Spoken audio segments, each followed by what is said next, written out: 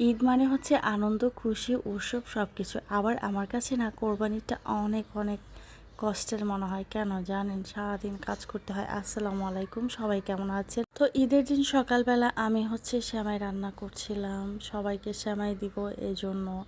আর ওইদিকে মেয়ে বলছিল, আম্মু আমি কিন্তু এখন মিষ্টি জিনিস কিছুই খাবো না।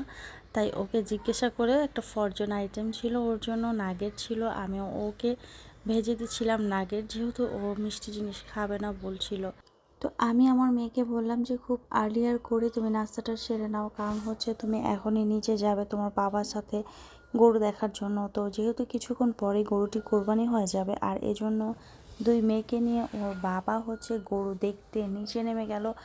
ছোটোটা তো প্রচণ্ড খুশি, সে গরু ধরে অনেক অনেক আনন্দ পাচ্ছিল আর বারবার গরুকে আদর করছিল। তো যাই হোক, আমি কিন্তু একদম কাটাকাটির শেষের দিকে নেমেছিলাম, এসে দেখলাম যে এদের কাজ প্রায় শেষ। আর এইদিকে আমার হাজব্যান্ড কিছুটা মাংস বাসায় পাঠিয়ে দিয়েছিল, যেহেতু দুপুরে ওরা খাওয়া দাওয়া করবে ঘরে।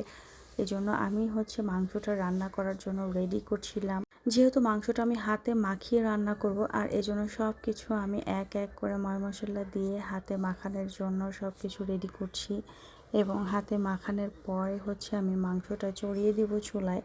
আর কোরবানিদের কি জানেন তো, ফার্স্ট যে মাংসটা রান্না করা হয় না, এটার স্বাদই হয় অন্যরকম মজা। তো আমি খুব আর্লিয়ার করে তাড়াতাড়ি করে মাখিয়ে ঝাঁকিয়ে চড়িয়ে দিলাম।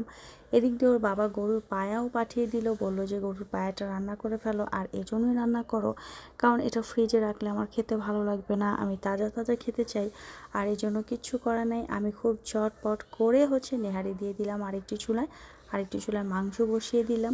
আসলে কোরবানি ঈদে এতটা পরিমাণ ব্যস্ত থাকতে হয় না, ছেলে মেয়ে উভয়, বাড়ির সবারই প্রচণ্ড রকম ব্যস্ত। এইদিকে আমি ভুঁড়িগুলাও রেডি করছি। আমার কাছে সবচেয়ে কষ্টের জিনিস হচ্ছে গরুর ভুঁড়িটা কাটা, আর কাটাটা এত কষ্ট। আজ এবার আমি একা একাই করছিলাম, আমার খুবই মাজা ব্যথা করছিল, ভালো লাগছিল না, করতে ইচ্ছে করছিল না।